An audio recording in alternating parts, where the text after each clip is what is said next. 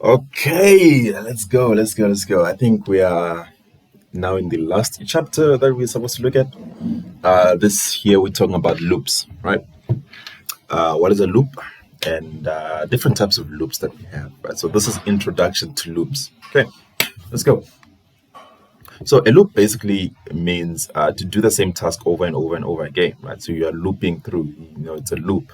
So you do a certain task over and over and over and over again until a condition has been met.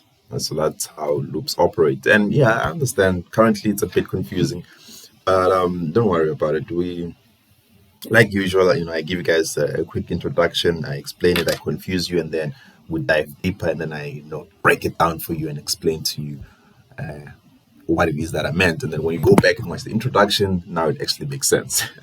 So yeah, the types of loops that we have are quite simple. We have the while loop, right? So we have the while loop. All you need to know right now is that loops do or perform a task over and over and over again until a condition is met. So we have a while loop. We have a do while loop, and then we have a for loop. Okay, so these are the three loops that we have. Let me move the do while to down here, right? Because I want to say something about these two loops right here, right?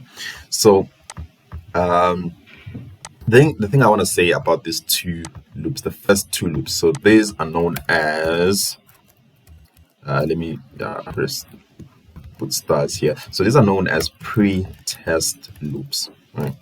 So pre-test loops. If you've ever heard of something called pre-test loops, they are talking about these two loops right here. And then this would be a post-test loop, right?